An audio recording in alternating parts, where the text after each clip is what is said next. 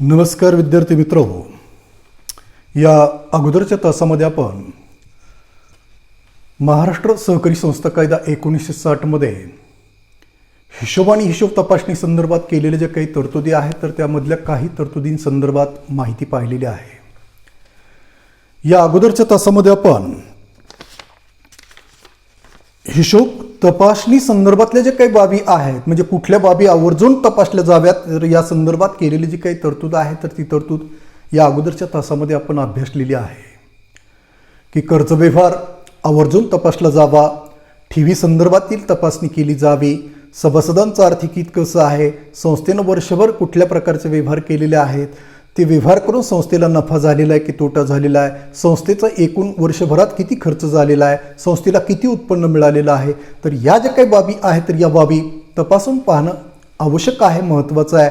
आणि म्हणून सहकार कायद्यामध्येच अशी तरतूद केलेली आहे की सहकारी संस्थांची हिशोब तपासणी करत असताना अशा महत्त्वाच्या ज्या काही बाबी आहेत तर त्या बाबी अगदी बारकाईने तपासल्या जाव्यात. तर या संदर्भात अशा प्रकारची तरतूद कायद्यामध्ये केलेली आहे, त्याबद्दलची माहिती आपण या अगोदरच्या तासामध्ये पाहिलेली आहे. तर विद्यार्थी मित्र, तर या नंतर जी काही तरतूद हिशोब आणि हिशोब तपासणी संदर्भात केलेली आहे तर ती तरतूद केलेली आहे की हिशोब पुस्तकांची उपलब्धता. आपण पाहिलं की आर्थिक वर्षातून किमान एकदा प्रत्येक सहकारी संस्थेला आपल्या सर्व हिशोबांची हिशोब तपासणी करणं बंधनकारक करण्यात आलेलं आहे, सक्तीचं करण्यात आलेलं आहे. हिशोब तपासणी करण्याचा अधिकार कायद्यानं कोणाला प्राप्त करून दिलेला आहे? निबंधकाला किंवा नोंदणी अधिकाऱ्याला प्राप्त करून दिलेला आहे. परंतु निबंधकाला सर्व सहकारी संस्थांची हिशोब तपासणी करणं अशक्य असतं. म्हणून काय केलेलं आहे तर निबंधक काय करत असतो, एका तज्ज्ञ अंकेक्षकाची किंवा लेखापरीक्षकाची किंवा हिशोब तपासणीसाठी सहकारी संस्थांची हिशोब तपासणी करण्यासाठी नियुक्ती करत असतो.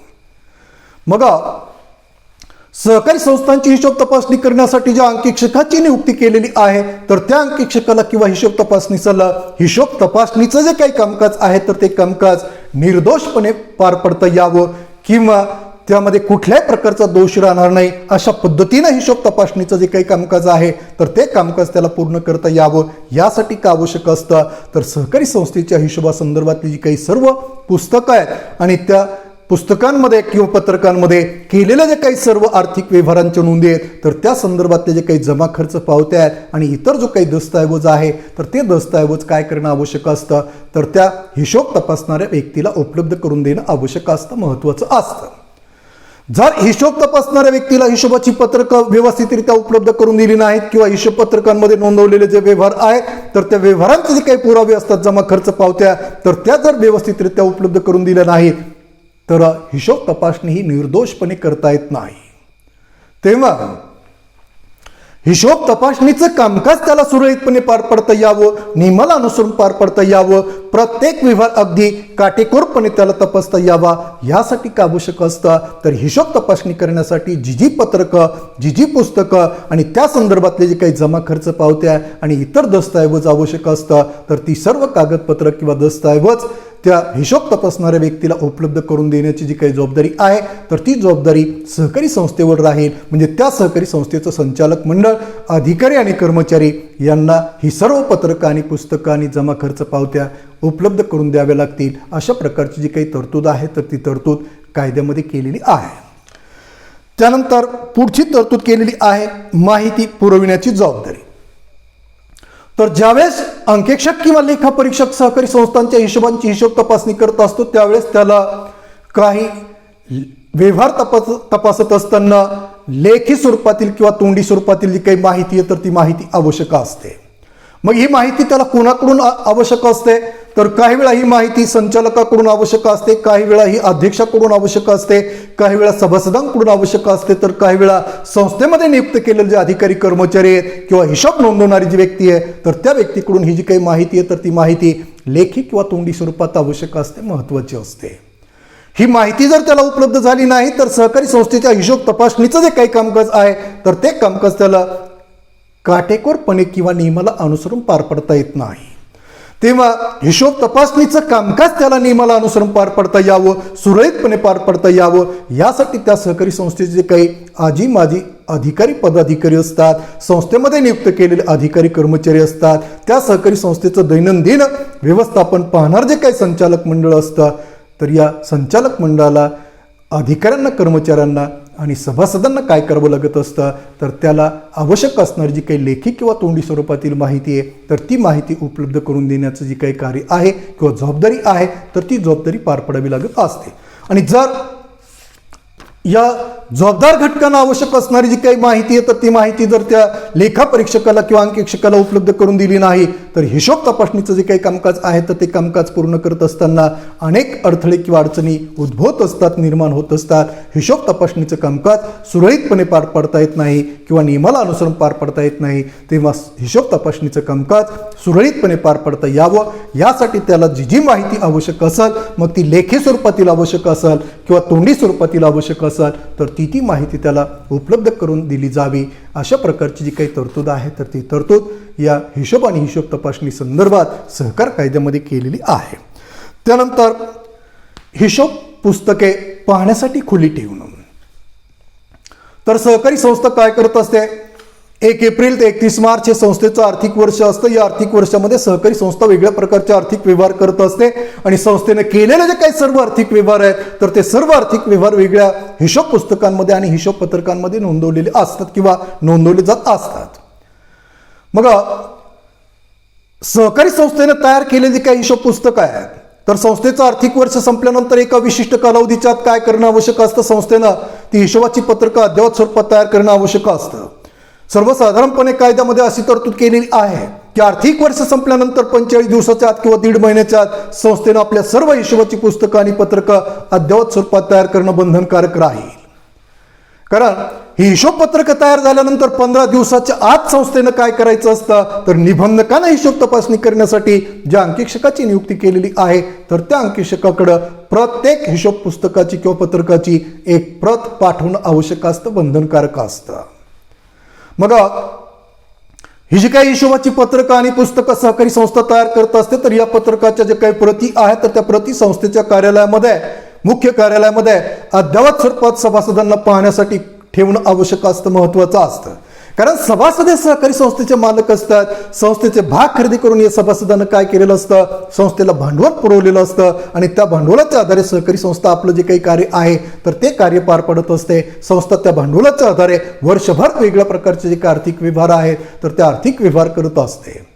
मग हे केलेले जे आर्थिक व्यवहार आहेत तर त्या सर्व आर्थिक व्यवहारांच्या नोंदी कशामध्ये केलेल्या असतात, या हिशोब पुस्तकांमध्ये आणि पत्रकांमध्ये केलेले असतात. तेव्हा संस्थेने सर्व केलेले आर्थिक व्यवहार नियमाला अनुसरून केलेले आहेत किंवा नाही, त्यानंतर सभासदांचा आर्थिक अबाधित आहे किंवा नाही, संस्थेनं योग्य प्रकारे संस्थेच्या निधीचा विनियोग किंवा गुंतवणूक केलेली आहे किंवा नाही, तर हे पाहण्याचा अधिकार कायद्यानं कोणाला प्राप्त करून दिलेला आहे तर सभासदांना प्राप्त करून दिलेला आहे, उपलब्ध करून दिलेला आहे. आणि म्हणून कायद्यामध्ये अशी तरतूद केलेली आहे की सहकारी संस्थेनं तयार केलेली जी काही हिशोब पत्रकं आणि पुस्तकं आहेत तर ती पुस्तकं सभासदांना पाहण्यासाठी संस्थेच्या कार्यालयामध्ये खुली ठेवणं आवश्यक राहील किंवा बंधनकारक राहील. अशा प्रकारची तरतूद कायद्यामध्ये केलेली आहे. मग फक्त सभासदांना ही हिशोब पुस्तकं पाहण्याचा अधिकार आहे असं नाही, तर सभासदांना ही तयार केलेली काही हिशोबाची पत्रकं आहेत तर त्या पत्रकांच्या झेरॉक्स प्रती मिळवण्याचा जो अधिकार आहे तर तो अधिकार सुद्धा कायद्यानं प्राप्त करून दिलेला आहे. जर सभासदाला फक्त हिशोब पत्रकच पाहायची असतील किंवा त्याचं अवलोकन करायचं असेल तर त्यासाठी कुठल्याही प्रकारची फीस आकारू नये अशा प्रकारची तरतूद कायद्यामध्ये केलेली आहे. आणि जर सभासदाला एखाद्या पत्रकाची किंवा कुठल्या एखाद्या दस्तऐवजाची झेरॉक्स प्रत हवी असेल तर त्यावेळेस मात्र सभासदाला काय करावं लागेल तर त्याची निश्चित केलेली जी काही फीस आहे तर ती फीस संस्थेकडे जमा करावी लागेल आणि ती प्रत मिळण्यासंदर्भातला जो काही अर्ज आहे तर तो अर्ज संस्थेकडे सादर करावा लागेल. मग तो अर्ज आणि त्याची फीस जर संस्थेकडे जमा केली तर जमा केलेल्या तारखेपासून 1 महिन्याच्या आत संस्थेनं काय करायचं असतं तर संबंधित सभासदाला त्याला आवश्यक असणारे जे काही दस्तऐवज आहे तर त्या दस्तऐवजाच्या झेरॉक्स प्रती उपलब्ध करून देणं आवश्यक राहील किंवा बंधनकारक राहील. तर अशा प्रकारची जी काही तरतूद आहे तर ती तरतूद कायद्यामध्ये केलेली आहे. मग जर सभासदाला त्याला आवश्यक असणारी जी काही प्रत आहे तर ती प्रत हवी असेल तर त्यासाठी सभासदानं काय करणं आवश्यक आहे तर तशा प्रकारचा अर्ज करणं आवश्यक आहे. त्याची जी काही फीस संस्थेनं निश्चित केलेली असेल, निबंधकानं निश्चित करून दिलेली असेल तर तेवढी फीस त्यानं संस्थेच्या कार्यालयामध्ये जमा करणं आवश्यक राहील. आणि मग संस्थेनं 1 महिन्याच्या आत काय करणं आवश्यक आहे तर त्याला त्या दस्तऐवजाची जी काही झेरॉक्स प्रत आहे तर ती झेरॉक्स प्रत उपलब्ध करून द्यावी. तर अशा प्रकारची जी काही तरतूद आहे तर ती तरतूद या सहकार कायद्यामध्ये केलेली आहे. तेव्हा संस्थेनं तयार केलेली जी काही सर्व हिशोबाची पत्रकं आणि पुस्तकं आहेत तर ती पत्रकं आणि पुस्तकं सभासदांना पाहण्यासाठी संस्थेच्या कार्यालयामध्ये खुली ठेवली जावीत. तर अशा प्रकारची तरतूद सहकार कायद्यामध्ये केलेली आहे. त्यानंतर पुढची तरतूद केलेली आहे हिशोबातील दोष दुरुस्ती. तर ज्यावेळेस हा अंकेक्षक किंवा लेखापरीक्षक सहकारी संस्थांची हिशोब तपासणी करत असतो, म्हणजे हिशोबाची जी काही पुस्तकं आहेत पत्रकं आहेत तर त्या पत्रकांचं तो काय करत असतो, अवलोकन करत असतो, परीक्षण करत असतो. तर ते अवलोकन किंवा परीक्षण करत असताना त्याला निदर्शनास आलेले जे काही चुका आहेत तर त्या चुकांची तो एक दोष सूची तयार करतो असतो. आणि मग तयार केलेली काही दोष सूची आहे तर त्या दोष सूचीची एक प्रत तो कोणाकडे सादर करत असतो, निबंधकाकडे सादर करत असतो आणि एक प्रत संस्थेकडे सादर करत असतो. मग संस्थेनं काय करायचं असतं तर या हिशोब तपासणाऱ्या व्यक्तीनं निदर्शनास आणून दिलेले जे काही चुका आहेत तर त्या चुकांची दुरुस्ती करायची असते.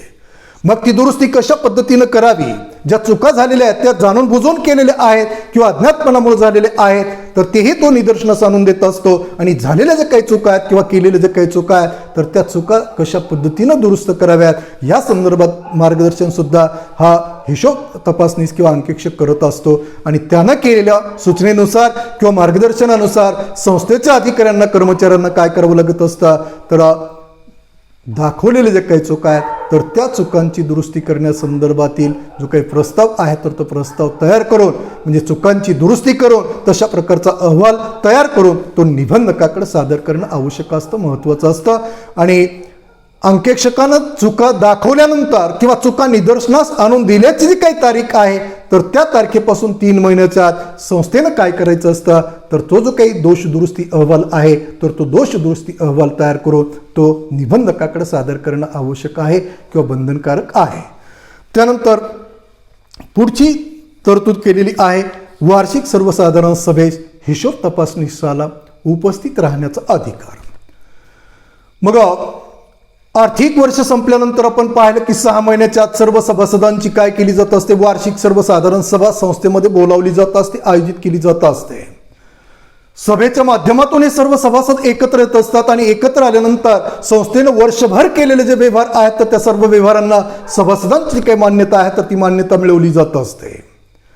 कारण जोपर्यंत या व्यवहारांना सभासदांची मान्यता मिळत नाही तोपर्यंत संस्थेनं केलेले व्यवहार वैध ठरत नाहीत, संस्थेनं तयार केलेली हिशोबाची पुस्तकं वैध ठरत नाहीत. आणि प्रत्येक सभासदाच्या घरोघर जाऊन प्रत्येक व्यवहाराला सभासदाची मान्यता मिळवणं अशक्य असतं, कठीण असतं. म्हणून वर्षभर केलेले व्यवहार एकत्रितरित्या या सर्व हिशोब पत्रकांमध्ये नोंदवले जात असतात. आणि हिशोब पत्रकं काय केली जात असतात, सभेच्या माध्यमातून सभासद एकत्र आल्यानंतर त्या सभासद सभेसमोर मान्यतेसाठी ठेवली जात असतात. मग सभासद सभेच्या माध्यमातून एकत्र आल्यानंतर या सर्व हिशोब पत्रकांचं ते काय करत असतात, बारकाईनं अवलोकन करत असतात, परीक्षण करत असतात. आणि बारकाईनं अवलोकन केल्यानंतर परीक्षण केल्यानंतर की संस्थेनं कुठल्या प्रकारचे व्यवहार वर्षभर केलेले आहेत, किती खर्च केलेला आहे, संस्थेनं सभासदांच्या आर्थिक हिताला अनुसरून व्यवहार केलेले आहेत का, सहकार कायद्याचं पालन केलेलं आहे का, पोटनियमातील तरतुदींचं पालन केलेलं आहे का, सभासदांचं आर्थिक हित अबाधित आहे का. तर या जे काही सर्व बाबी आहेत तर या सर्व बाबीचं सभासद काय करत असतात, अवलोकन करत असतात, परीक्षण करत असतात. आणि सर्व बाबी योग्य वाटल्यानंतर संबंधित हिशोब पत्रकांना ते काय करत असतात, मान्यता देत असतात. तेव्हा ज्यावेळेस सभासद सभेसमोर ही हिशोबाची पत्रकं ठेवली जात असतात त्यावेळेस सभेमध्ये काय होत असतात, जे संस्थेनं केलेले जे आर्थिक व्यवहार आहेत आणि ते आर्थिक व्यवहार ज्या हिशोब पुस्तकांमध्ये नोंदवलेले आहेत आणि त्या एखाद्या व्यवहारासंदर्भात जर काही चर्चा चाललेली असेल तर त्या चर्चेसंदर्भात प्रभावीपणे या अंकेक्षकाला आपलं जे काही मत आहे तर ते मत व्यक्त करण्याचा अधिकार कायद्यानं प्राप्त करून दिलेला आहे. म्हणजे हिशोबासंदर्भात ज्यावेळेस सभेमध्ये चर्चा चालू असते तर त्या चर्चेमध्ये सहभाग घेण्याचा जो अधिकार आहे तर तो अधिकार कायद्यानं कोणाला प्राप्त करून दिलेला आहे तर या हिशोब तपासणीसाला किंवा अंकेक्षकाला प्राप्त करून दिलेला आहे. कारण त्यानं संस्थेची हिशोब तपासणी केलेली असते, अंकेक्षण केलेलं असतं, प्रत्येक आर्थिक व्यवहारासंदर्भात सखोल अशा प्रकारची जी काही माहिती आहे तर ती माहिती त्यानं मिळवलेली असते. त्यामुळे कुठला आर्थिक व्यवहार कशा पद्धतीनं केलेला आहे या संदर्भातलं जे काही प्रभावी मत आहे तर ते प्रभावी मत तो सभेमध्ये मांडू शकतो. आणि म्हणूनच कायद्यामध्ये अशी तरतूद केलेली आहे की सहकारी संस्थेमध्ये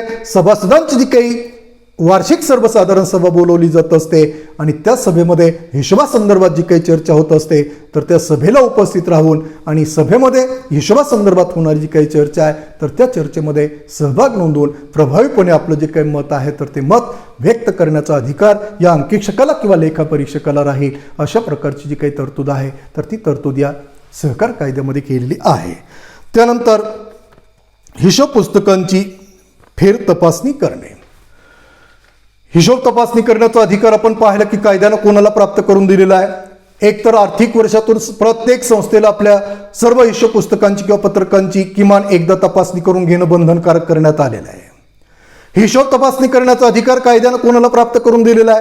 निबंधकाला तो अधिकार प्राप्त करून दिलेला आहे. परंतु एका विशिष्ट कालावधीच्या सर्वच सहकारी संस्थांची हिशोब तपासणी करायची असते. म्हणून सर्वच सहकारी संस्थांची हिशोब तपासणी एका ठराविक कालावधीच्या आत करणं निबंधकाला शक्य असतं. म्हणून काय केलेलं आहे की निबंधक तज्ज्ञ अंकीक्षकाची नियुक्ती करून सहकारी संस्थांची हिशोब तपासणी करू शकेल अशा प्रकारची तरतूद कायद्यामध्ये केलेली आहे. मग निबंधक सहकारी संस्थेची हिशोब तपासणी करण्यासाठी काय करत असतो? तज्ज्ञ अंकीक्षकाची किंवा परिमाणित अंकीक्षकाची नियुक्ती करत असतो. परंतु अनेक वेळा हे अंकीक्षक काय होत असतात? आर्थिक आमिषाला बळी पडत असतात आणि हिशोब पत्रकांमध्ये केलेल्या ज्या काही चुकीच्या नोंदी आहेत किंवा गैरव्यवहारासंदर्भातल्या नोंदी आहेत तर त्या नोंदी उघड करत नाहीत.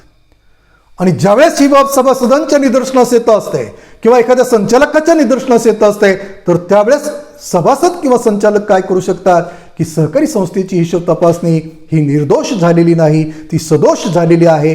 सहकारी संस्थेच्या सर्व हिशोब पत्रकांची पुनर्तपासणी करण्यात यावी अशा प्रकारची जी काही तक्रार तर ती तक्रार करणारा जो काय अर्ज आहे तर तो अर्ज निबंधकाकडे सादर करत असतात. आणि या सभासदांच्या किंवा संचालकाचा आलेला जो काय अर्ज आहे तर त्या अर्जाची दखल घेऊन निबंधक काय करू शकतो तर सहकारी संस्थेच्या सर्व हिशोब पत्रकांची पुन्हा स्वतः फेर तपासणी किंवा पुनर्तपासणी करू शकतो किंवा ती पुनर्तपासणी करण्याचा जो अधिकार आहे तर तो अधिकार कायद्याने या निबंधकाला किंवा नोंदणी अधिकाऱ्याला प्राप्त करून दिलेला आहे. तर अशा पद्धतीनं जर सहकारी संस्थेची हिशोब तपासणी ही निर्दोष झालेली नसाल, ती सदोष झालेली असेल तर अशा सहकारी संस्थेच्या सभासदांकडून किंवा संचालकाकडून जर तशा प्रकारचा अर्ज प्राप्त झालेला असाल तर किंवा निबंधकालाच तसा काही संशय आलेला असाल तर त्यावेळेस निबंधक स्वतः काय करू शकतो तर त्या सहकारी संस्थेच्या सर्व हिशोब पत्रकांची पुनर्तपासणी करू शकतो. तर अशा पद्धतीनं या सहकारी संस्थांची झालेली जी काही तपासणी आहे तर त्या तपासणीची पुनर्तपासणी करण्यासंदर्भातील जी काही तरतूद आहे तर ती तरतूद या सहकार कायद्यामध्ये करण्यात आलेली आहे. तर याप्रमाणे विद्यार्थी मित्रांनो की सहकारी संस्थांची जी काही हिशोब आणि हिशोब तपासणी आहे तर त्या संदर्भात सहकार कायद्यामध्ये अशा वेगळ्या प्रकारच्या जे काही तरतुदी आहेत तर त्या तरतुदी करण्यात आलेल्या आहेत.